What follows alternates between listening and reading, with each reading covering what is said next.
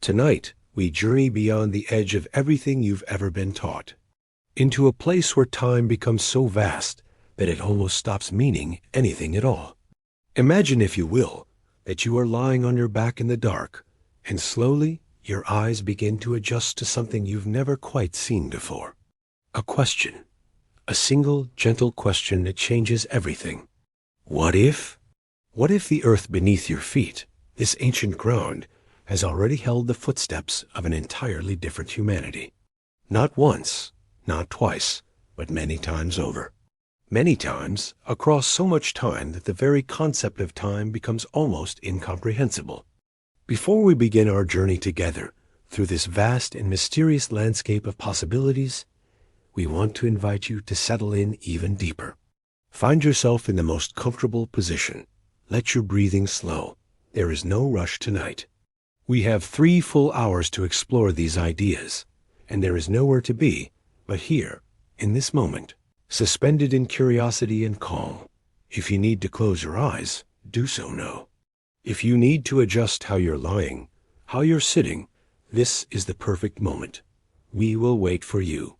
The universe, after all, has been waiting for billions of years. It can certainly wait another few seconds. Are you comfortable? Good. Then let us begin. You live in a civilization that feels so permanent, so foundational, so real. We have built towers that pierce the clouds. We have written down our history, our science, our philosophy.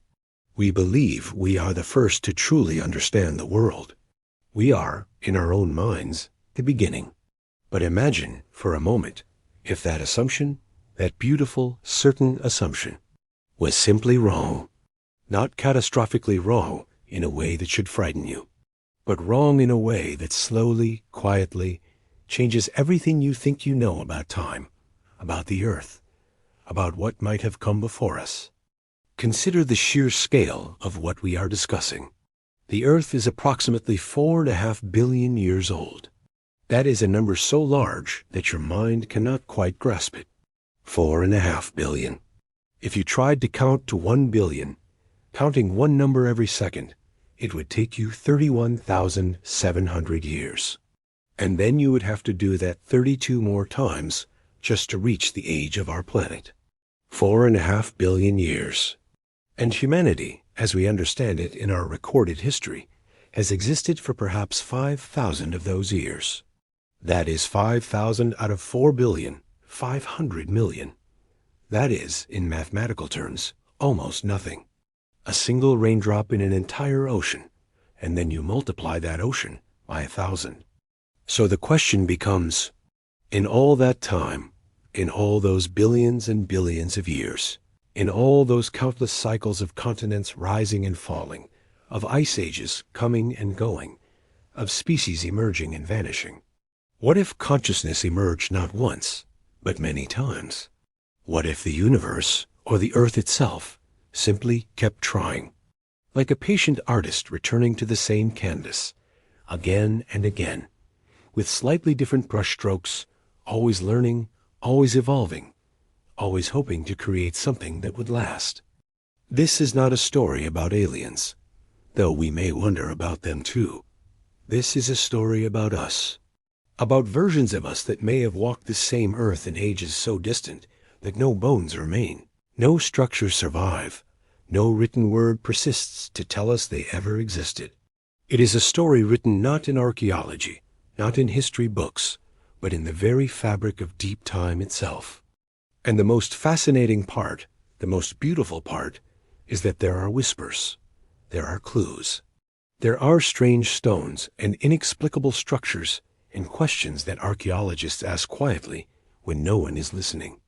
There are geological records that show civilizations rising and falling at scales we are only beginning to understand. There are myths that appear across entirely different cultures, separated by oceans and mountains, all telling versions of the same story. A story of something that was, and then was not. Of something that rose to great heights and then fell, leaving only echoes in the collective memory of humanity, like dreams we half remember upon waking. Tonight, we will explore these whispers. We will walk in our minds through the deep ages of this planet. We will imagine what might have been.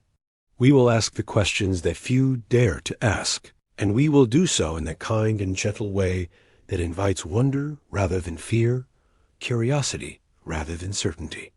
But first, we must understand time itself. Time is not a straight line, you see, despite what our clocks tell us. In the vast scale of geology, in the scale of planetary history, time is a river. And rivers change course. Rivers carve canyons.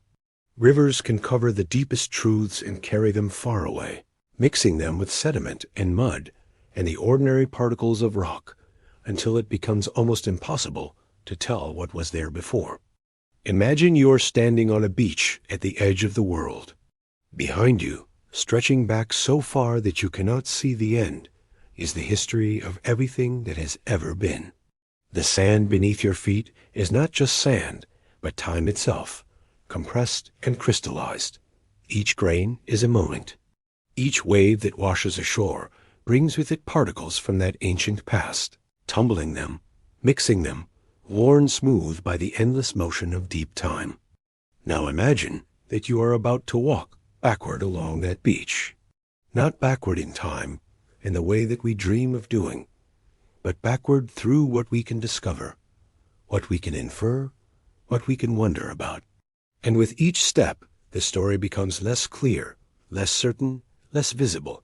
The footprints fade. The structures crumble. The records disappear. But the deeper you walk, the more you sense that something is there. Something vast, something real, something that shaped this world in ways we are only beginning to measure.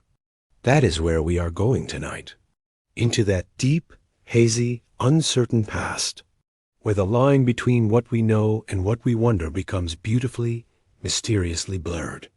As you lie there in the darkness, letting your breathing slow even more, imagine this: the ground beneath your home, beneath your bed, beneath your city, contains layers.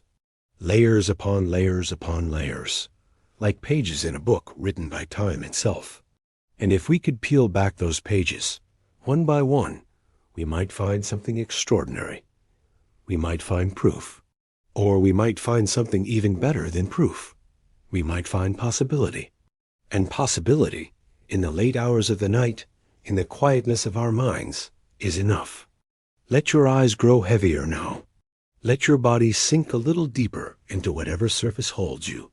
There is no need to think about tomorrow. Tomorrow is a very long way away. For now, we are suspended here, in this moment, in this question, in this profound and gentle mystery. We are about to journey together through an idea that might change how you see everything you thought you knew. The earth is ancient, you are recent. But somewhere in between, somewhere in that vast, impossible stretch of time, there may be others like you, others who rose, others who built, others who wondered about their own place in the universe, just as you do now. And perhaps, in some mysterious way, we are beginning to remember them. Slowly, gently, like a dream that becomes clear in the moment, just before you fully wake. Now, let us descend together into this mystery. Let us travel, not forward into the future, but backward, so far backward that we almost fall out of the world we know and into something altogether different. Are you ready? Then close your eyes, take a long, slow breath, and imagine that you are beginning to sink through the layers of time itself. As you sink deeper, deeper through these layers of age, you begin to notice something. Sounds, whispers, really. The whispers of stone, the whispers of the earth itself. They are faint at first, barely perceptible, like the sound of wind through ancient corridors or the echo of voices from very far away. But they are there. And if you listen closely, if you allow yourself to drift into that state between waking and dreaming, you might begin to hear what they are trying to tell us. These whispers come from the inexplicable. They come from the moments when archaeologists stand before something they cannot quite explain. When a perfectly cut stone fits into another with precision that seems almost impossible for its supposed age. When a structure stands where no structure should logically stand, built in a way it seems to defy the understanding we have of ancient tools and techniques, these are the whispers. These are the quiet moments of professional bewilderment that rarely make it into the headlines, but which echo through the hushed conversations of experts who know that something doesn't quite fit. Consider, if you will, a place you may never visit but can imagine clearly. Across our planet, there are sites that have stood for thousands, tens of thousands, perhaps even longer. Sites whose origins are shrouded in a kind of professional mystery. Some of the stones that form these sites are so massive that even with our modern machinery, our pulleys and levers, and understanding of physics, we struggle to conceive of how they were moved. Not just moved, but placed with such precision that you cannot fit a sheet of paper between one stone and another. Such precision, such intention, such knowledge. And yet, the conventional story we are told is that these were created by peoples with primitive tools, stone tools, wooden levers, the strength of human hands, and perhaps the patience of decades or centuries. Now, patience and human strength are beautiful and powerful things. We should never underestimate what human beings are capable of when they decide something truly matters. But there is a gap, isn't there? There is a gap between what we can explain and what we observe. And in that gap, something breathes. Some of the greatest sights are aligned with celestial precision. Stars, planets, the movements of constellations across the sky. This is not accidental. This is not luck. This is knowledge. This is observation. This is someone, at some point, looking up at the night sky with the same wonder you feel right now, and understanding something profound about the movements of the heavens. Understanding it so well that they encoded that knowledge into stone, into monuments, into structures that would last thousands of years, carrying their wisdom forward like a message in a bottle thrown into the ocean of time. Why would they do this? Why would any civilization take such extraordinary effort to align their most important structures with the stars? Why would they carve stone with such precision? Why would they move mountains, quite literally, to build what they built? There must have been a reason. There must have been something they understood about the importance of this knowledge, something they knew that compelled them to preserve it, to enshrine it in the very structures of the earth itself. Now, imagine something different. Imagine that the civilization you live in now is not the first. Imagine that it is, in fact, quite late in a series. A very late return to consciousness, to organization, to the building impulse that seems to drive human beings toward creation. If that were true, if that were somehow the case, then those structures we marvel at, those aligned stones, those precise cuts, those monuments that seem to exceed the abilities of the peoples we claim built them. What if they were built by people very much like you, very much like us? What if they were built by a previous civilization, a civilization that rose, that learned, that built magnificently, that understood things about the cosmos, about mathematics, about the very structure of reality? A civilization that perhaps saw something coming, perhaps felt in their bones that the world was changing, that destruction was near. And so they built these monuments not to glorify themselves, but to communicate with the future, to speak to us across the gulf of time, to say, we were here, we understood, we knew, but something happened, something changed, and that civilization fell, not because they were less intelligent than us, not because they were primitive or lacking in capability, but because the earth, in its vast and indifferent power, shifted beneath them, because the climate changed, because disease swept through populations, because civilizations, like all things, have cycles, rise and fall, an eternal rhythm written in the bones of the earth. And when they fell, when that knowledge vanished, the next humanity that eventually emerged, thousands or tens of thousands of years later, found themselves in a strange world. They found these structures, magnificent structures, perfectly aligned structures, and they had no memory of how they came to be. No written record, no knowledge passed down, just the silent testimony of stone. And so they built myths around them. They created stories. They wondered, just as we do now.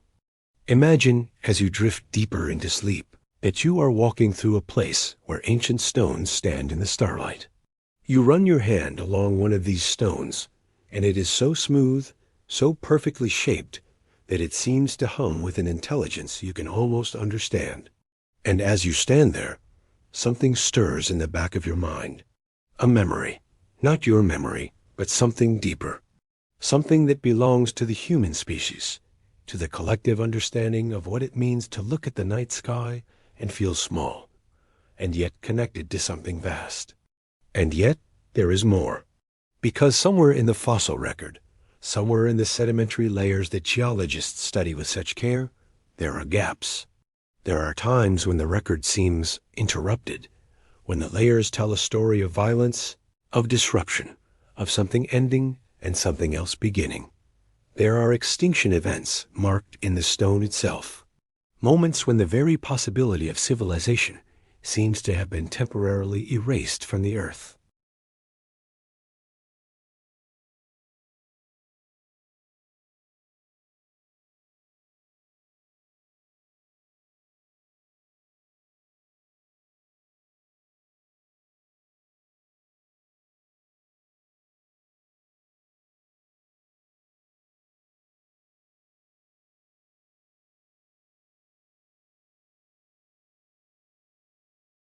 The dinosaurs, of course, are the most famous example. 70 million years ago, a massive change swept across the planet, and a dominant form of life vanished. But there were others. And if we look more carefully at the more recent past, at times that fall within the window of human existence, we find evidence of catastrophe. Evidence of floods that redrew the maps of continents. Evidence of volcanic eruptions that blocked out the sun. Evidence of impact events from space. Evidence of climate shifts so rapid that they reshaped the face of the world. In each of these moments, in each of these profound and irrevocable changes, would it not be possible for a civilization to be erased? Not erased gradually, but wiped away? Not by warfare or conflict, but by the simple, terrible indifference of planetary forces beyond human control? And if this happened once in the timeline of human existence, why couldn't it have happened before? Why couldn't it have happened multiple times? As your breathing slows even more, as your mind drifts through these possibilities, imagine that you are not the first thought the earth has ever had about itself, that you are not the first consciousness to emerge and ask questions and wonder at the stars, that you are, perhaps, among the latest. Not the greatest, not the most important, but the latest in a long line of awarenesses that have blinked open on this ancient planet, looked around in wonder, built their monuments and their memories, and then faded away, leaving only whispers in the stone. And perhaps, in some way that we are only beginning to understand, that is exactly as it should be, because it teaches us something profound about the nature of existence itself. It teaches us that all things, no matter how permanent they seem, no matter how certain they appear to be, are actually quite temporary. They are all part of a vast, beautiful, infinite cycle of rising and falling, of consciousness emerging and returning, of the universe experiencing itself over and over again in infinite variations for infinite ages. The whispers of the stones are calling to you now, calling you deeper into sleep, deeper into understanding, deeper into the mystery of what came before. Let yourself sink into it.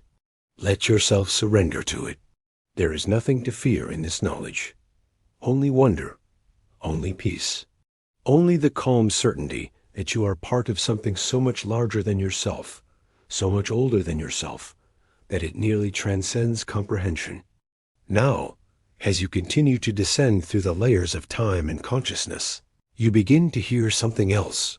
Voices, not the whispers of stone anymore, but the whispers of humanity itself. The myths, the stories, the legends that have echoed down through the ages, passing from mouth to mouth, from generation to generation, each time changing slightly, each time being reinterpreted for a new audience, and yet, somehow, at their core, remaining the same. It is a curious thing about human beings. We are storytellers. Even in the deepest past, even in times when writing had not yet been invented, we were telling stories. Stories around fires, stories to explain the inexplicable, stories to make sense of a world that often makes no sense. And among all the stories that humanity has told, across every continent, across every culture, across every civilization that has ever existed, there are certain stories that repeat again and again. The same stories, told in different languages, with different characters, but the same fundamental structure, the same basic narrative. There is the story of the Great Flood. Almost every ancient culture has a version of it. The Sumerians, the Babylonians, the ancient Hebrews, the peoples of Mesoamerica, the cultures of India and Southeast Asia. Again and again, the flood appears. A catastrophic deluge that sweeps across the world and destroys civilization, leaving only a remnant to survive and repopulate the earth. Now, flood myths are often explained away as simple explanations for natural disasters that affected local populations. A drought followed by torrential rains. A tsunami from an earthquake. But what if these myths are echoes? Echoes of something real, something that actually happened. Something so profound, so civilization-ending, that it became embedded in the human consciousness itself? That it became so central to the understanding of what it means to experience existence that every civilization that came after encoded it into their foundational stories? And there is more. There is the story of the Golden Age, the Age of Enlightenment, the time of great builders. In mythologies across the world, there is a consistent reference to a past age when human beings were greater, wiser, more advanced, when there were giants on the earth, when knowledge was perfect, when civilization had reached heights that we can now barely imagine. The Greeks called it the Age of Gold. In Hindu mythology, it is the Satya Yuga, an age of truth and perfection lasting millions of years. In indigenous traditions of the Americas, there are references to previous creations, previous worlds, each one rising and falling. Now, conventional wisdom says these are metaphors, symbolic representations of the human longing for innocence and perfection, projected backward into time. But what if they are memories? What if they are cultural memories of something that actually occurred? What if they are the distorted, mythology-laden echoes of a civilization that actually did rise to great heights, that actually did possess knowledge that subsequent civilizations have spent millennia trying to reclaim? Think about how myths actually work. They are not pure invention. They arise from a kernel of truth, often something so profound and important that no single person can fully contain it. So it becomes story, and as it is passed down, it changes. Details shift, characters transform, but the essential truth, the emotional core, the fundamental insight, that remains. It passes through many hands, many languages, many interpretations, and yet it persists. Consider your own experience. Consider how stories work in your own life. If you tell someone what happened to you today, and they tell someone else, and that person tells someone else, by the time the story reaches the 10th person, it has changed. But the essence, the meaning, often remains intact. Now extend this process not across 10 people, but across thousands of years, not across a single lifetime, but across civilizations. The story changes, but the truth beneath it echoes on. And as you imagine this, as you allow yourself to drift into the possibility of it, consider what it means. It means that somewhere in the myths of humanity, in the stories that have been told around fires for 10,000 years or more, there are memories, true memories, distorted, transformed, mythologized, but true, stories of what came before, stories of a time when consciousness on this earth had already risen once, had already achieved something extraordinary, and had already fallen.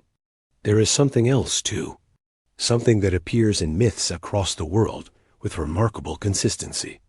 The figure of the teacher, the bringer of knowledge.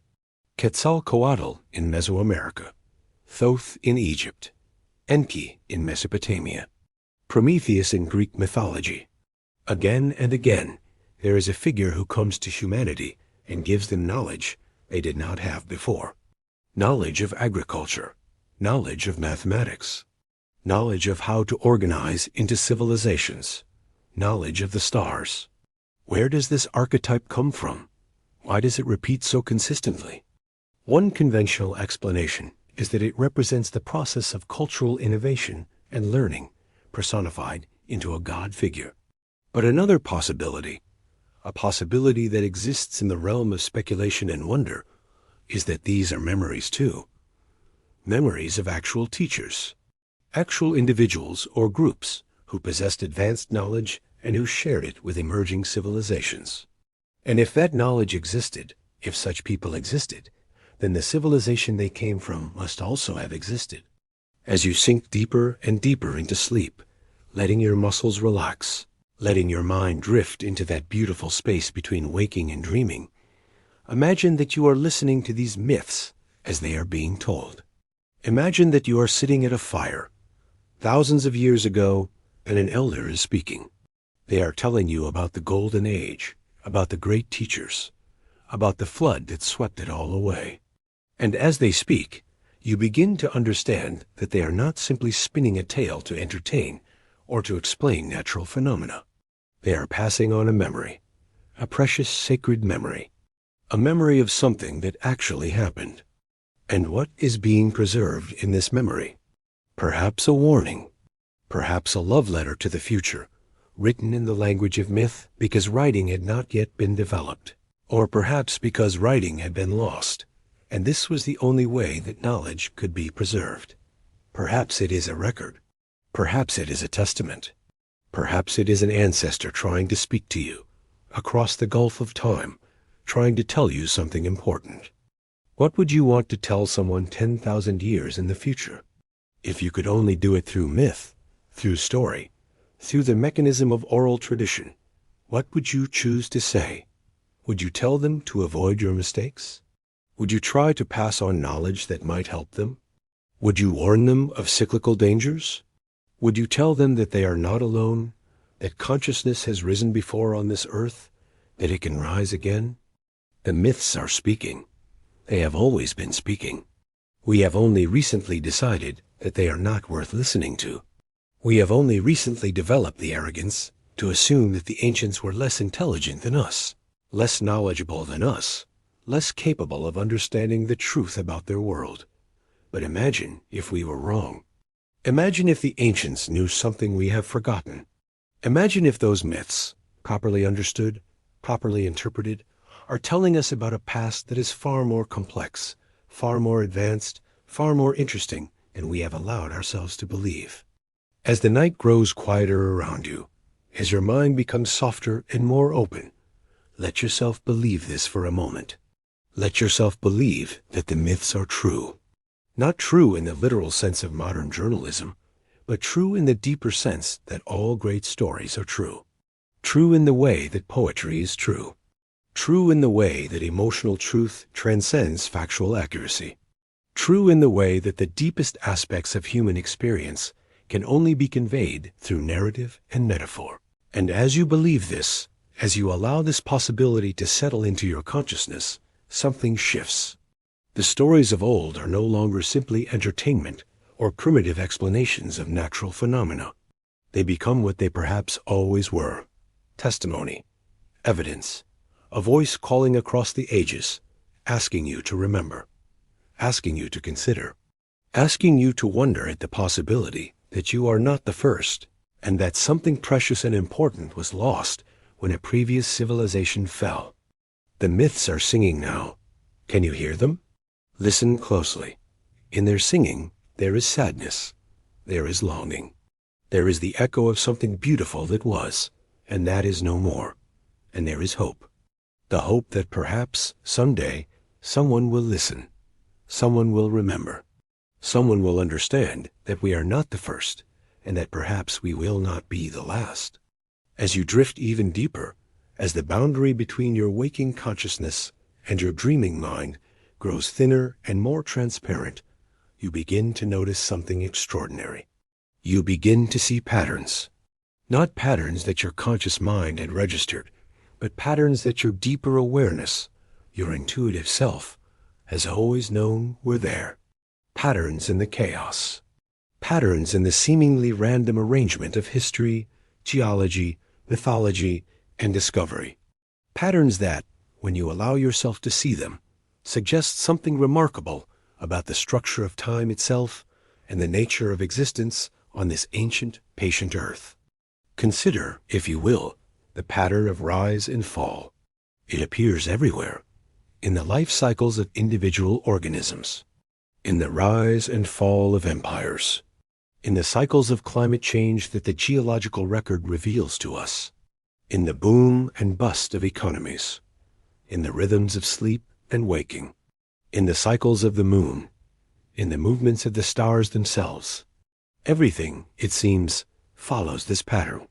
A period of growth, a period of maximum expression, a period of decline, a period of dormancy or death, and then, in many cases, a new beginning, a new rise, a new cycle. This pattern is so pervasive that it seems to be written into the very structure of reality itself. It is not accidental. It is not arbitrary. It is fundamental. And if it is fundamental, if it applies everywhere else in nature, why would it not apply to the emergence of consciousness on this planet? Why would civilization be any different from every other system that exists? Wouldn't it follow the same basic pattern? If you look at the recorded history of human civilization, even our own recorded history, you can see this pattern playing out. Civilizations rise. They reach a peak of sophistication and power. They decline. They fall. The ancient Egyptians, the Romans, the Babylonians, the Indus Valley civilization, the Maya. Over and over, this pattern appears. A civilization emerges. It grows. It reaches a kind of equilibrium. Then, for various reasons, it begins to decline. And eventually, it transforms into something else, or it vanishes, leaving only ruins for future civilizations to puzzle over. Now, we tend to think of this cycle as taking hundreds or thousands of years. A civilization rises over a few hundred years, flourishes for 1,000 or more, and then declines. But what if the timescale were different? What if a civilization could rise and fall over tens of thousands of years, or hundreds of thousands? On the vast timescale of the planet, these durations are almost nothing, a single breath in the life of the earth. And yet they would be long enough for a civilization to achieve remarkable things, long enough to build monuments, long enough to develop sophisticated knowledge, long enough to forget that such knowledge existed. And if civilizations rise and fall on these timescales, how many might there have been? The Earth is 4.5 billion years old. Modern humans, as a species, have existed for perhaps 300,000 years. But anatomically modern humans, who were every bit as intelligent as you are now, who had brains just as large and just as capable, have existed for at least 100,000 years, perhaps much longer. During all that time, during all that vast stretch of time, is it not conceivable that consciousness organized itself multiple times? There is a concept that geologists use called a complete cycle. It refers to the full range of processes and timescales across which geological systems operate. A complete cycle might take millions of years. During a complete cycle, a mountain range can be built, weathered, and worn away to nothing. A layer of sedimentary rock can be deposited, compacted, transformed by heat and pressure, uplifted and eroded. An entire ecosystem can flourish and vanish. An entire geography can transform utterly. Now, imagine that there is something similar in human civilization. A complete cycle of human consciousness and civilization building. A cycle that might take 100,000 years or 1,000,000 years. A cycle in which consciousness emerges, becomes aware of itself, organizes into society, builds, learns, achieves greatness, reaches a peak, and then, through some combination of catastrophe and natural process, falls back into primitivism. And then, given enough time, enough stability, enough recovering resources, consciousness emerges again. Another cycle begins. Another civilization rises. How many such cycles might have occurred in the lifespan of modern humans? How many in the lifespan of the entire species, including pre-modern forms? How many civilizations have risen and fallen while the earth turned on, indifferent to their achievements, content in its own ancient and patient existence? This is not a wild speculation, really. It is simply the logical application of patterns we see everywhere in nature to a system that we know exists: human consciousness and its tendency toward building and organizing. If the pattern is universal, and if we have the time scale available, then the pattern should apply. But here is where it becomes even more interesting. Here is where the pattern becomes truly extraordinary. Throughout history, whenever a civilization has fallen, whenever people have had to start building from scratch, they have managed to rebuild. Often slowly, but always eventually, they rebuild. They create new civilizations. They recover knowledge that was lost. They reinvent technology. They discover again what they had discovered before. The trajectory of human progress is not a simple line going up. It is much more like a staircase with many steps. Climbs and falls, climbs and falls. But with each cycle, there is a tendency, very slight, very subtle, but real, for civilization to reach slightly higher than it did before. This suggests something profound. It suggests that each cycle of civilization, no matter how complete its destruction, no matter how thoroughly it seems to erase the knowledge and achievements of the previous age, leaves behind traces. Those traces accumulate. They pool in the collective consciousness of humanity. They create a kind of racial memory, imprinted not in any individual brain, but in the very structure of human culture. Myths echo, symbols persist. Innovations that were lost are rediscovered, often in remarkably similar forms. Think about how many times in history a technology has been invented independently by different cultures that had no contact with each other. The wheel, agriculture, written language, mathematics, astronomy. Over and over, the same innovations emerge independently. This is not chance. This is humanity expressing its essential nature, the drive to organize, the drive to understand, the drive to build. So if a previous civilization had achieved certain knowledge, achieved certain technological or intellectual heights, then fell into darkness, the remnant survivors and their descendants would carry some kind of memory forward. Not a conscious memory, not a historical record, but a deep knowing, an intuition, a tendency to reinvent similar technologies, similar ideas, similar approaches to understanding the world. And over time, across multiple cycles of rise and fall, this accumulated knowledge would slowly, persistently, work its way back into human consciousness. In a sense, what if we are not building something entirely new in our modern civilization? What if we are, in fact, in the middle of a great remembering? What if our scientific revolution was not the invention of something new, but the recovery of something ancient? What if our understanding of mathematics, physics, and the cosmos is not a discovery, but a rediscovery? As you sink deeper into sleep, as your mind becomes more and more receptive to these larger patterns, let yourself feel the power of this possibility. Imagine that knowledge is not something that can be truly created from nothing. Imagine that it is more like a resonance, a frequency that humans can tune into when they reach a certain stage of development, certain stage of consciousness.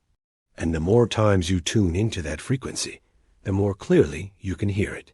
The more times a civilization reaches that point of development, the easier it becomes for the next civilization to reach it again.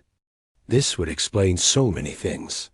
The remarkable achievements of ancient civilizations that seem to exceed their supposed capabilities. The recurring myths that appear across isolated cultures. The sense many scientists have that they are discovering rather than inventing. The intuitions that seem to come from nowhere. Insights that feel like remembering rather than learning. You are part of a pattern, you see. A pattern that extends back far beyond your birth, far beyond the birth of human civilization as you understand it, and far beyond the birth of your species. You are part of a pattern that includes previous risings and previous fallings. You are the current expression of something that has tried again and again. And in this moment, in this night, drifting towards sleep, you are beginning to remember. The pattern is speaking to you now. It has always been speaking, but now you are beginning to hear it. It is a rhythm, a pulse, the heartbeat of consciousness itself, beating slowly, eternally, across the vast canvas of time. Now you are sinking so deeply into sleep and into this journey of imagination that the barriers between what is real and what is possible have become very thin. The world of geology, of science, of measurable fact begins to blend with the world of speculation and wonder. And as this happens, as you allow both worlds to coexist in your mind, you begin to see something extraordinary. You begin to see evidence. Not proof, never proof, but evidence. Clues scattered across the surface of the earth and buried deep beneath it, all suggesting the same profound possibility. Let us begin with the anomalies. The things that don't quite fit into our standard timeline. There are structures built with such precision, such mathematical knowledge, such understanding of astronomy, that our best estimates of their builders' capabilities seem almost inadequate to explain them. Imagine yourself walking through one of these sites. Your hand runs along a stone so precisely cut that the fit between it and its neighbors is nearly perfect. You observe the alignment toward celestial objects with such precision that only sophisticated astronomical knowledge could account for it. Pause for a moment in this imagining. Consider what it would take to achieve this. It would require not just engineering skill, but knowledge of mathematics, of the stars, of the movements of celestial bodies across great stretches of time. It would require the ability to plan across decades or centuries. It would require a stable civilization with excess resources, because this is not the work of a people struggling to survive. This is the work of a people with time, with leisure, with the ability to devote generations to a single project. And yet, we are told that the peoples who built these structures had only stone tools and human labor. Now again, we should not underestimate what humans can accomplish through persistence and ingenuity. But there is something troubling about the explanation, something that doesn't quite settle into comfort. And in that discomfort, in that gap between what we can explain and what we observe, there is room for wondering. Then there are the geological anomalies, the patterns in sediment and in the fossil record that suggest catastrophic events. Not events that happen gradually, but events that transform the earth suddenly. There are layers of sediment containing volcanic ash or soot, indicating massive volcanic eruptions or impacts. There are evidence of tsunamis that crossed continents. There are glacial deposits far from where ice could have formed during known ice ages. There are signs of rapid erosion, as if oceans rose and fell with violence and speed. The geological record is not a peaceful document. It is a story of violence, of disruption, of the earth reshaping itself again and again. And in these events, in these moments of catastrophe, civilizations would be destroyed, completely, utterly. A city buried under ash and ash, a coastline transformed by tsunamis, a climate shift that destroyed the ability of crops to grow. In such moments, all the knowledge of a civilization could be lost. All the buildings could be buried or destroyed. All the written records could be buried under meters of sediment. And the survivors, if there were any, would be scattered, struggling for basic survival, with no time or resources for preserving knowledge. This is the mechanism, you see. This is how a previous civilization could rise, achieve remarkable things, and then be erased so completely that there is almost no trace of it. Not gradually, but catastrophically. In a single terrible event, or a series of such events, the work of thousands of years could be undone. But here is the fascinating part. The geological record tells us when these catastrophic events occurred. We have dates. We have signatures in the rock. And if you overlay these geological catastrophe dates with the mythological records of civilizations and their tales of world-ending floods, world-ending fires, world-ending darkness, sometimes they align. The dates match. The myths reference events for which we have geological evidence. Imagine that. Imagine that a myth that has been passed down for 5,000 years, that was ancient already 5,000 years ago, that dates back to times before writing, is actually documenting a geological event that happened exactly when the sediment layers tell us it happened. That would mean that the memory was preserved across 10,000 years or more, across all the mutations and changes that oral tradition would introduce. The memory persisted. That takes something. It takes a profound impression. It takes something so important, so civilization-defining, that it could not be forgotten. And it takes something true, because if it were not true, if it were merely a story created to explain natural phenomena without any actual basis in memory, then the odds of it aligning so precisely with the geological record would be so small as to be almost impossible. As you lie there in the darkness, deeper and deeper into sleep, let yourself imagine what it must have been like. You are standing in a city, a beautiful city. Buildings of stone and perhaps of other materials. A functioning civilization. Agriculture. Trade. Knowledge. And then the sky darkens. It could be a massive volcanic eruption far away, pumping ash into the atmosphere. Or it could be an impact. A meteor falling from the sky. The earth shakes. The darkness comes. Crops cannot grow because the sun is blocked out. The climate shifts. Food sources disappear. The civilization, which was stable and secure, suddenly becomes fragile. And within a generation or two or three, the complex system that held it together begins to collapse. The buildings stand empty. The knowledge dies with the people who possessed it. The survivors scatter, become nomadic, forget the skills their ancestors had, focus on basic survival. A few generations pass. The ruins are still there, but they become mysterious. How could our ancestors have built such things? We cannot. We lack the knowledge, so we create myths. We imagine that giants built them, or gods. Or we forget that our ancestors built them at all, and we assume they are natural formations. But some people remember. Some people retain a fragmentary memory, distorted by time and retelling, but at its core, true. And they pass that memory on, and it becomes a myth. And eventually, it becomes the foundation of a new culture, a new mythology, a new way of understanding the world. This is not so far from the truth of our own history. We have seen this happen in recorded history. Ancient Rome was destroyed. Rome did not fall gradually. There was barbarian invasion. There was political collapse. There was infrastructure failure. For 1,000 years, European civilization fell into what was once called the Dark Ages. Knowledge was lost. The ability to build aqueducts disappeared. The ability to maintain roads disappeared. People lived in much smaller, more scattered communities. And yet, Rome had existed. Rome's ruins still stood. And eventually, people began to ask about Rome again, began to study it, began to recover knowledge of what Rome had achieved. But Rome's fall was just 1,000 years ago. We have records. We have written histories. We have continuity. Now imagine the same process happening, but in deep time. Imagine it happening not once, but multiple times.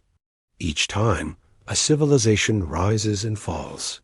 Each time, its memory becomes more distorted, its records more lost. But each time, fragments persist. Fragments accumulate. And slowly, Across tens of thousands of years, some kind of trace remains, some kind of echo, some kind of whisper that reaches us even now. There is another category of evidence, too, the biological. As you drift deeper, imagine that we could examine the human genome more closely. Could we find evidence of unusual genetic events? Could we find places where the human genome seems to have undergone changes that are difficult to explain through normal evolutionary processes? Could there be markers of ancient admixture, of genetic material that came from nowhere, that seems to have been introduced suddenly? The human genome is vast. It is the record of our evolution written in chemistry. And in that record, there are mysteries. There are regions that we do not fully understand. There are genes that seem to have been introduced relatively recently in evolutionary time. There are questions about our own origins, about what we are, about what we contain within our very cells. What if some of those mysteries are messages? What if they are the biological remnants of contact or mixing with previous civilizations? What if the reason human consciousness seems to jump so quickly from primitive to sophisticated is not because our minds change so rapidly, but because we are actually remembering something, recovering something that was encoded not just in our myths and our monuments, but in our very biology? The evidence is everywhere if you allow yourself to see it, in the stones, in the myths, in the geological record, in the human body itself, all of it pointing toward the same possibility, all of it whispering the same truth. You are not the first. Something came before, and it was beautiful, and it was real. Let that sink into your consciousness now, as you sink deeper into sleep. Let yourself feel the weight of it, not as a fear, but as a comfort. You are part of something larger. You are part of a pattern that extends backward through time and forward into the future. You are not alone. You have never been alone. And somewhere, in the bones of the earth, in the genetic material of your body, in the myths told by your ancestors, and in the monuments they left behind, that truth is waiting, waiting for you to remember, waiting for you to know. As you descend even further, as sleep begins to claim more and more of your waking consciousness, a new understanding begins to form, not through thought, but through a kind of knowing that emerges from the deep places of the mind. This understanding is of something profound and melancholy. It is the understanding of forgetting, the great forgetting. This is not a single event, but a process, a tendency, a part of the nature of existence itself. Think of memory for a moment. Your memory, how selective it is, how changeable. You remember certain moments from your childhood with crystal clarity, while other stretches of time have vanished completely. Events that felt important at the time become irrelevant. Events you thought insignificant reveal themselves to be pivotal. Your mind is constantly rewriting history, constantly selecting what to keep and what to release. This is true for individuals, but it is also true for civilizations, true for cultures, true for species. A civilization has a kind of memory too. It is stored in written documents, yes, but also in building styles, in artistic traditions, in the structure of language, in the layout of cities. It is encoded in ritual and ceremony. It exists in the accumulated knowledge of craftspeople and scholars and leaders. But here is the problem. This memory is fragile. It requires maintenance. It requires institutional structures to preserve it. It requires that people continue to care about it. But people are busy. They are focused on the immediate, on survival, on love, on the daily struggles and triumphs of their lives. The past can seem abstract, can seem irrelevant, can seem like something that does not matter compared to the pressing concerns of the present moment. And so, gradually, the care for memory begins to fade. The institutions that preserve knowledge fail. The scholars die without apprentices to teach. The documents rot. The buildings crumble. The traditions change. And slowly, across decades and centuries, the memory becomes a myth. The myth becomes a story. The story becomes something that perhaps we are not even sure is true. Now, extend this process not across centuries, but across thousands of years, or tens of thousands. How much of even the most important knowledge would survive? How much would be remembered? And how much would be transformed beyond recognition? Let me give you a more tangible example. Consider the Roman aqueducts. These were marvels of engineering. They transported fresh water across vast distances, supporting cities and civilizations. But they required constant maintenance. They needed specialized knowledge to repair and maintain. When Rome fell, that specialized knowledge disappeared. The aqueducts ceased to function. And for 1,000 years, people lived in Europe without the ability to create such structures. They forgot how. It was not in their living memory, and it was not written down in any accessible way. And so, when people stood before the ruins of the aqueducts, they wondered, how was this built? We cannot build such things. So they created myths. Perhaps giants built it. Perhaps it is a natural formation. And they forgot that their own ancestors had built it. This is the great forgetting in a microcosm. This is what happens. Knowledge dies. Memory fades. Wonder takes the place of understanding. Now, imagine this process happening not once, but many times. Imagine a civilization rising, building great things, creating great knowledge. And then, through catastrophe, disaster, or simply the loss of continuity, that knowledge begins to fade. The institutions that preserved it crumble. The written records are lost or become indecipherable. The skilled craftspeople die without passing on their skills. And within a few generations, the knowledge is mostly gone. Within a few more, it is entirely gone. But the physical manifestations remain for a while. The buildings still stand. The monuments still exist. And people look at them and wonder, how is this built? We cannot do this. So they revise history. They decide that either their ancestors were greater than they are, or that these things were built by something other than human, by gods, by giants, by mysterious forces. They do not consider the possibility that they themselves could have built such things once in a previous age of their civilization. And so the great forgetting completes itself. The knowledge is gone. The memory is distorted. The truth is buried under myth and misunderstanding. But here is the thing about forgetting. Here is the beautiful and terrible thing. The act of forgetting is not clean. It is not complete. Fragments remain. Echoes persist. Like a word that you know, but cannot quite remember, the traces of forgotten knowledge remain in the unconscious. In the myths, in the psychological archetypes, in the artistic traditions, in the structure of language. There is a concept in depth psychology called the collective unconscious. It suggests that there are patterns and symbols and understandings that are shared by humanity at a level deeper than individual consciousness. Symbols that appear again and again in myths across cultures. Archetypes that repeat in stories and dreams. And what if the collective unconscious is not just inherited patterns from human psychology, but also inherited memories? What if it is the repository of everything humanity has experienced and forgotten? In this framework, the myths about previous civilizations, about the Golden Age, about the great teachers, about the floods that destroyed everything, would be stored in the collective unconscious. They would emerge in dreams. They would appear in visions. They would manifest in the art and stories of every culture. They would be expressed in the deep patterns that repeat again and again in human experience. Imagine, then, that you are not just an individual human. You are also an expression of the species.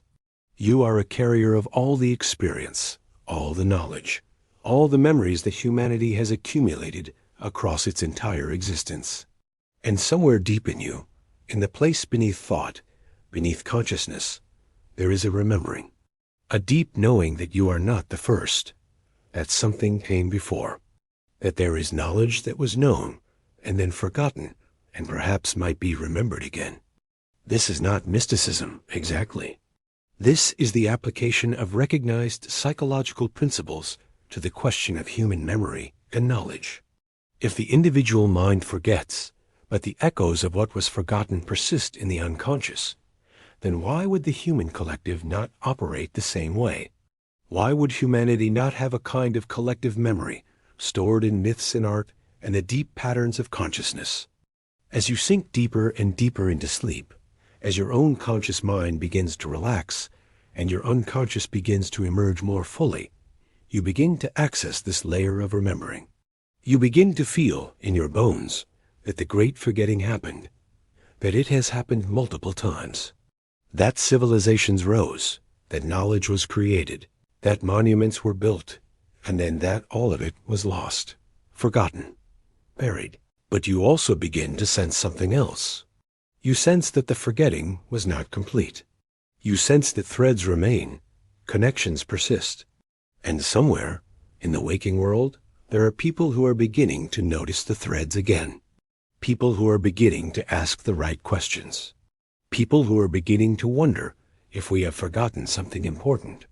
And as your body grows heavier, as your breath grows deeper and more regular, as the boundary between waking and sleeping becomes almost non-existent, allow yourself to feel the melancholy beauty of this.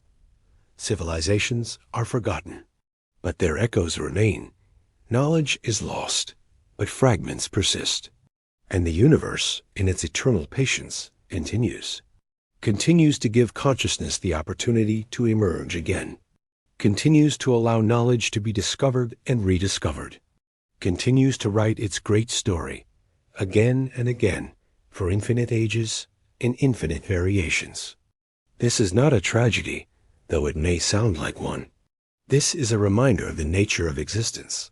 All things rise, all things fall, all things are eternally renewed. And you, in this moment, are part of that eternal pattern. Now, as you rest in the deepest part of this journey, as sleep and wakefulness have become almost indistinguishable, as your mind floats in a state of profound receptivity, a new story begins to emerge. It is the story of what comes next, after the fall, after the forgetting, after the darkness. It is the story of how consciousness returns. For consciousness cannot remain absent forever.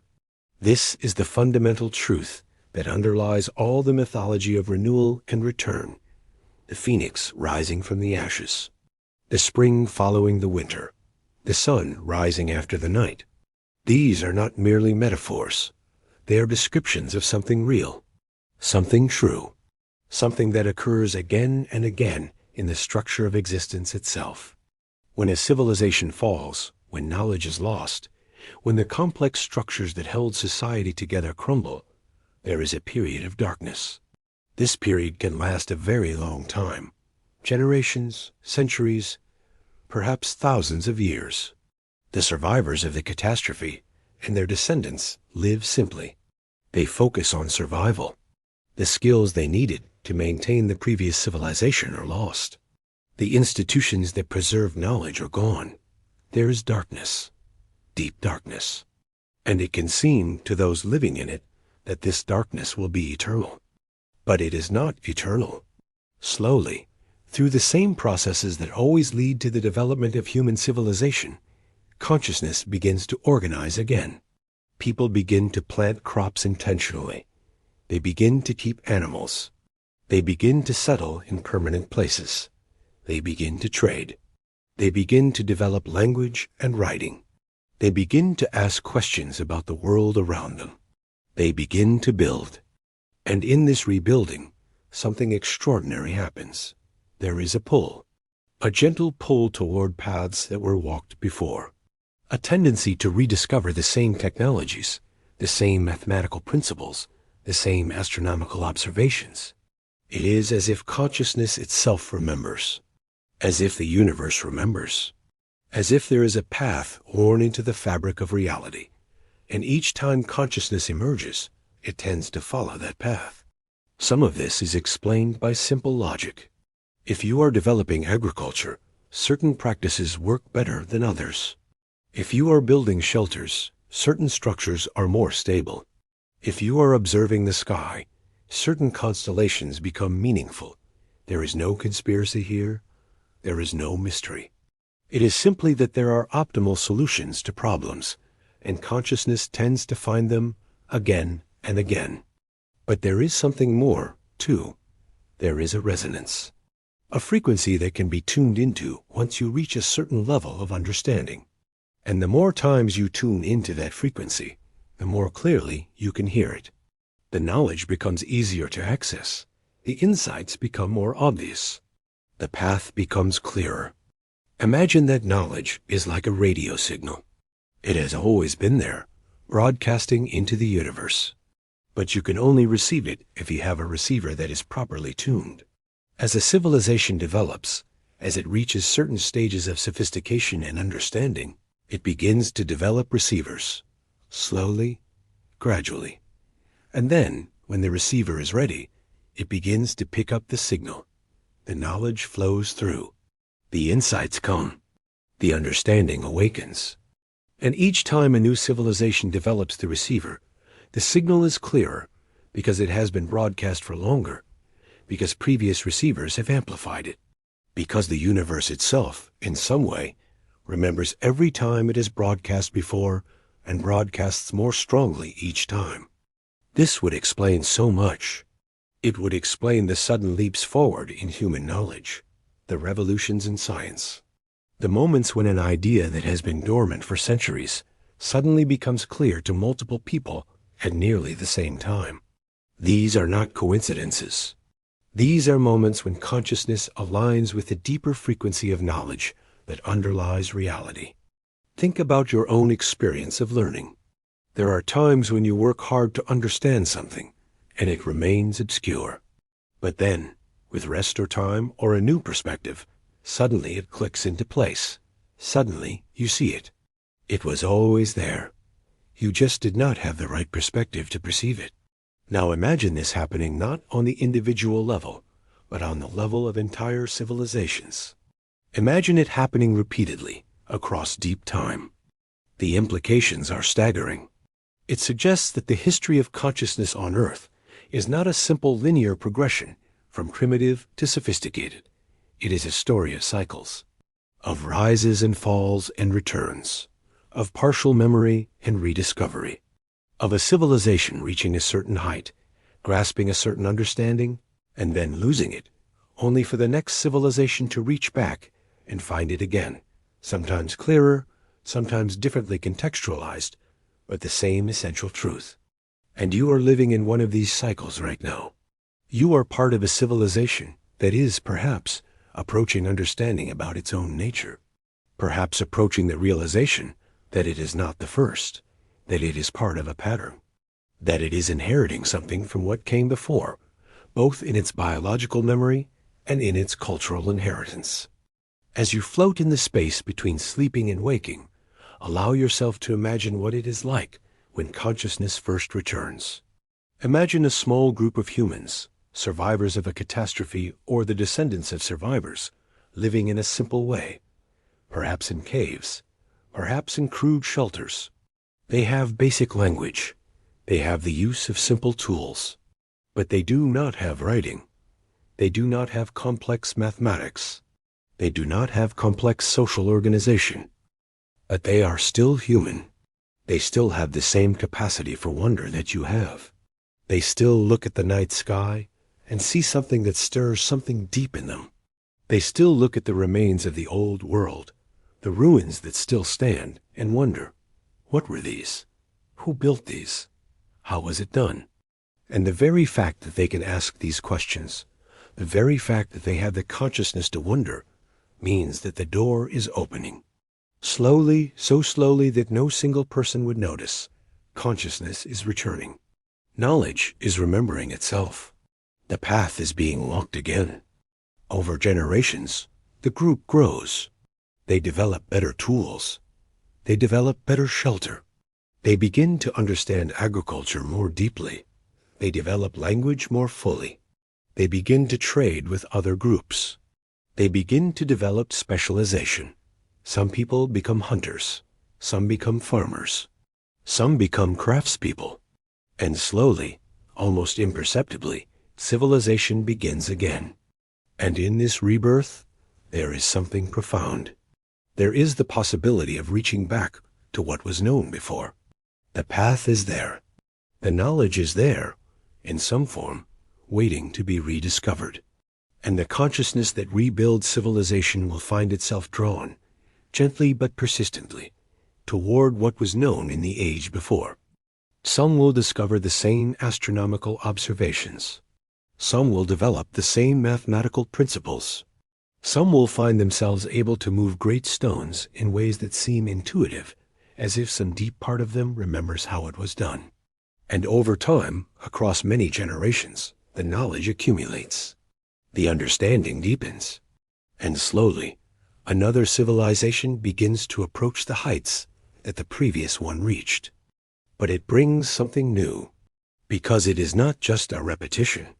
Each cycle of consciousness incorporates something of what came before, but also adds something new. The knowledge is clearer because it has been discovered and lost and discovered again. The understanding is deeper because each cycle builds on the partial memory of the previous cycle. And this is the true hope of existence. Not that knowledge, once lost, is lost forever, but that consciousness itself, the urge to understand and build and know, is eternal. It cannot be permanently suppressed. It cannot be destroyed. It will emerge again. It will rebuild. It will remember. As you drift in the profound peace of this understanding, let yourself feel the hope in it.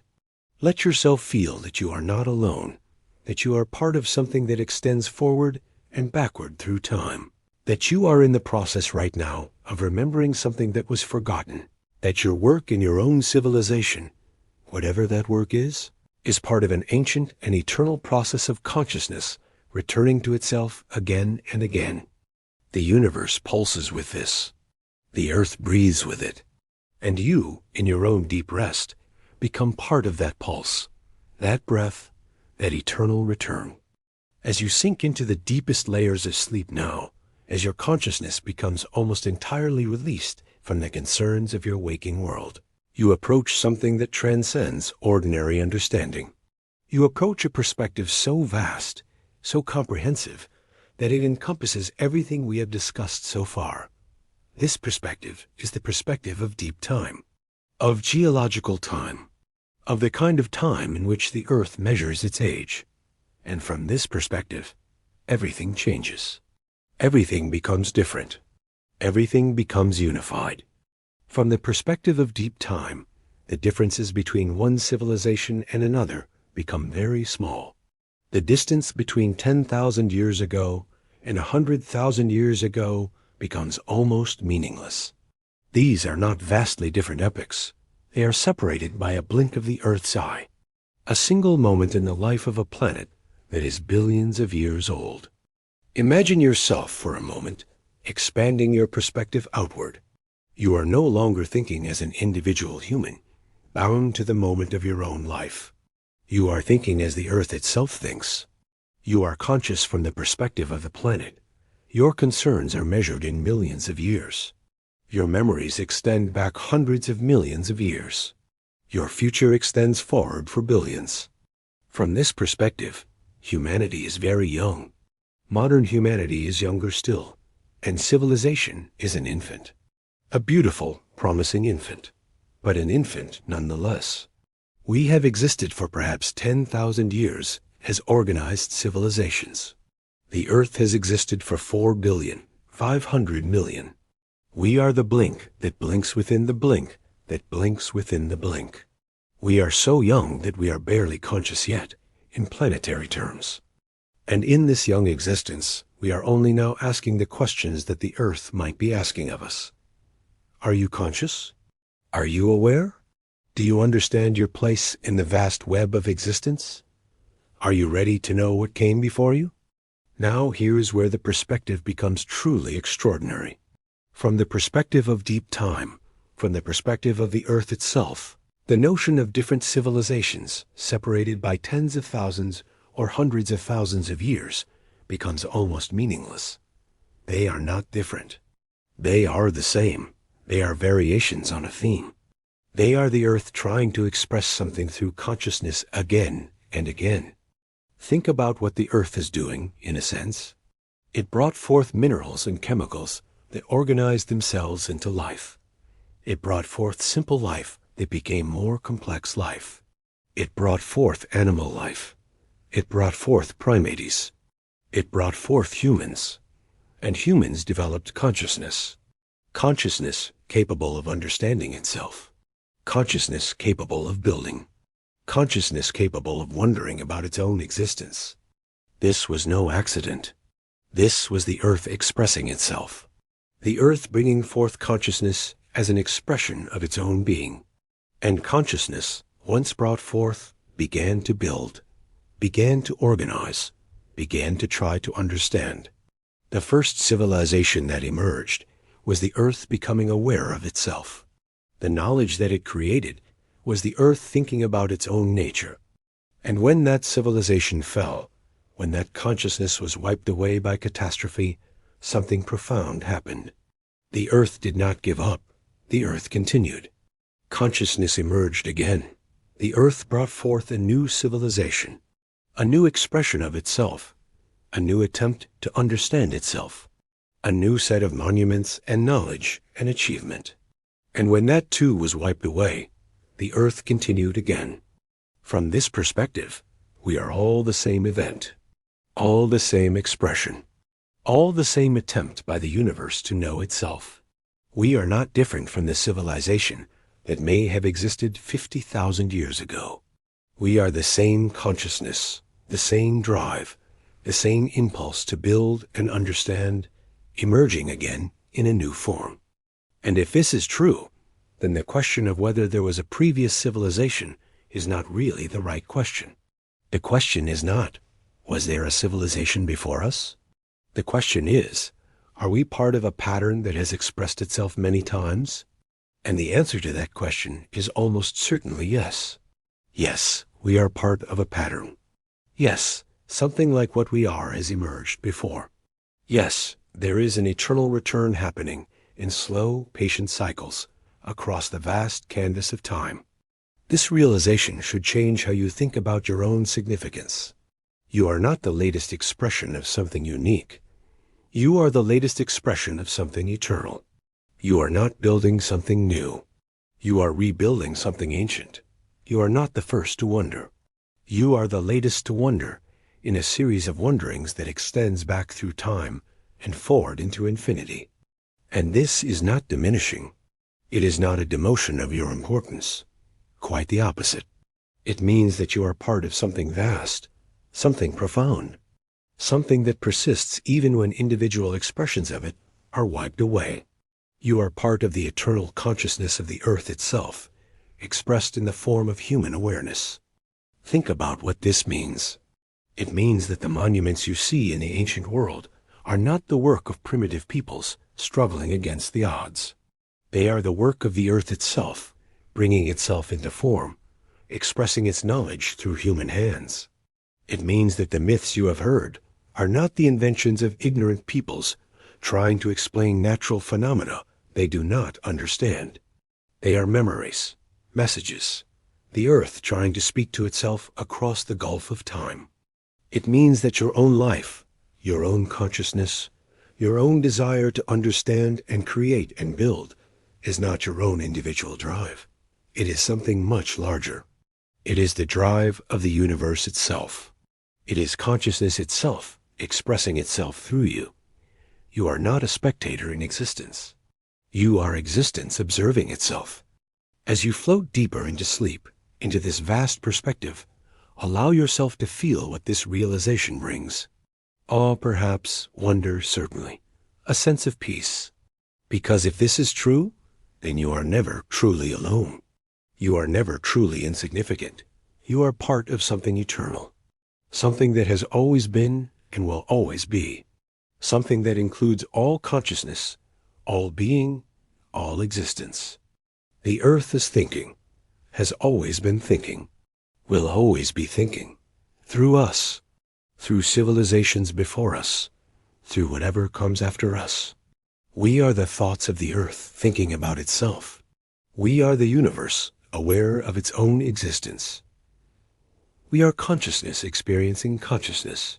And in this moment, in this night, suspended between waking and sleeping, you are part of that awareness. You are part of that eternal expression. You are part of the earth breathing, the universe thinking, consciousness itself awakening. There is no separation. There is only pattern, only rhythm, only the eternal dance of form and formlessness, presence and absence, consciousness and rest. Let yourself rest into this now. Let yourself become part of this vast pattern. Let yourself fall deeper into sleep, deeper into understanding, deeper into the peace that comes with knowing that you are not alone, that you are not the first, that you are part of something eternal and beautiful and infinite. The earth is patient. It has time. It will continue long after you. But in this moment, in your dreaming, you are part of its consciousness. You are part of its dream. Now you are so deeply asleep, so profoundly rested, that the boundary between dreaming and waking has dissolved entirely. You exist in a state that is neither and both. You are alert in your dreams. You are dreaming in your wakefulness. You are suspended in the place where all understanding becomes simple, where all complexity resolves into a single profound truth. And that truth is this: you are. Not you exist, though that is true. Not you are conscious, though that too is true. But simply, purely, completely, you are. You are part of being itself. You are part of the fundamental fabric of existence. You are an expression of the universe's desire to know itself, to explore itself, to understand itself. And in this knowing, in this simple, profound understanding, all the questions we have asked tonight resolve themselves into peace. It does not matter, ultimately, whether there were civilizations before this one. It does not matter whether knowledge was created or rediscovered. It does not matter whether we are the first or the 10,000th expression of human consciousness on this planet. What matters is that you are here, now, in this moment, aware, conscious, part of the vast web of existence. That is enough. That is everything. Your breathing is slow now, so slow that it is almost as if you are not breathing at all, as if you are simply absorbing the air around you, becoming part of it, letting it become part of you. Your body is heavy, deeply, completely heavy. Every cell of your being wants to sink further, deeper, into the rest that it has been seeking. And as you sink, allow yourself to remember something. Allow yourself to remember that you have always known this. On some level, in some deep part of you that does not speak in words, you have always known that you are part of something eternal. You have always felt the presence of what came before. You have always sensed that you are not the first. That consciousness has been here, in this form, many times before. This is not new knowledge. This is remembering. This is the return to what you knew before you were born, before language was given to you, before you were taught to think in the categories that your civilization has provided. Deep in your cells, in your bones, in the very structure of your consciousness, this knowing exists. You are not the first. Something came before you. Something will come after you. And you, in this moment, are part of the eternal chain, the eternal return, the eternal pattern that weaves through all existence, connecting everything, making everything one. Let your eyes grow heavier. Let your thoughts slow until they are barely thoughts at all, just gentle movements of awareness, like clouds passing across a sleeping sky. Let yourself drift. Let yourself fall. Let yourself sink into the infinite peace that is waiting for you in the depths of sleep. There is nothing to do, nothing to accomplish, nothing to achieve.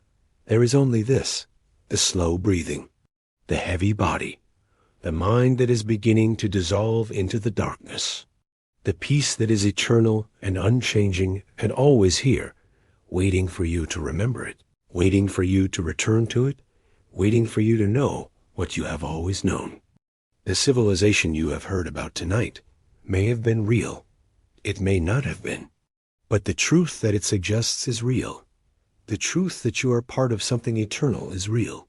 The truth that consciousness continues, cycling through forms and expressions and ages, is real. The truth that you are not alone is real. The truth that you are part of the universe experiencing itself is real. And in knowing this truth, you can rest. You can let go. You can allow yourself to drift into the peace that passes understanding, into the sleep that is deeper than sleep, into the consciousness that exists even in unconsciousness. Imagine, as you drift, that you are walking through a vast landscape. This landscape contains all times, all ages, all civilizations. Ruins stand next to growing cities. Monuments crumble next to monuments being built. And through this landscape walks every consciousness that has ever existed. Every human being, every civilization, every expression of the universe aware of itself. You walk among them. You see them. You recognize them because they are you. All of them are you. You are all of them. There is no separation. There is no time. There is no distance between now and 10,000 years ago and 10,000 years in the future. There is only this eternal now, this moment that contains all moments, this awareness that contains all awareness, this being that contains all being. And in this moment, you can rest, you can sleep, you can let go of the need to understand, the need to know, the need to control. You can simply be, simply exist, simply participate in the eternal pattern that weaves through all existence. Your eyes are closed now. Your breathing is so slow that it is almost not there. Your body is so heavy that it has merged with the earth beneath it, with the bed upon which you rest, with the planet that holds you. You are not separate from these things. You are part of them. You are made of the same matter. You are animated by the same consciousness. And as you rest, as you drift deeper and deeper into sleep, know this: you are safe. You are held. You are part of something that has always existed and will always exist. Something that does not require your understanding to be true. Something that does not require your belief to be real. The earth breathes. You breathe.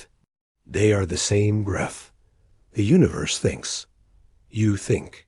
It is the same thought. Consciousness exists. You are conscious. It is the same consciousness. All is one. Always has been. Always will be. And in knowing this, you can rest completely. You can surrender completely. You can let go of everything and know that, in letting go, you are not losing anything. You are returning to what you always were, always have been, always will be. Let yourself drift now. Let yourself fall into the deepest sleep. Let the darkness embrace you. Let the silence comfort you. Let the peace settle into your bones, into your cells, into the very center of your being. And know that when you wake, you will carry this knowledge with you, not as words, not as concepts, but as a deep, quiet knowing, a sense that you are part of something eternal, a feeling that you are not alone, a peace that persists even in the busy waking world. You are part of a pattern, a vast, beautiful, eternal pattern, and that pattern includes you. It supports you. It holds you. It has always held you, and it always will. Rest now. Sleep now. Dream now of ancient civilizations rising and falling. Dream of knowledge being created and lost and remembered. Dream of the earth breathing through you, consciousness thinking through you, the universe aware of itself through your eyes. And in your dreaming, know that it is all true. All of it, the civilizations that may have been, the knowledge that was lost and recovered, the pattern that weaves through time. All of it is real. All of it is true. All of it is you. Sleep well, dear consciousness. Sleep well, dear universe. Sleep well, dear eternal being that breathes and dreams and exists through all form, through all time, through all existence. You are home now. You have always been home. You will always be home. And there is nothing left to do but rest.